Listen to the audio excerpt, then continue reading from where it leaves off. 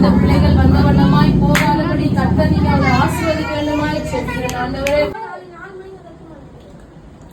நாளைக்கு இன்னும் நீ வரவே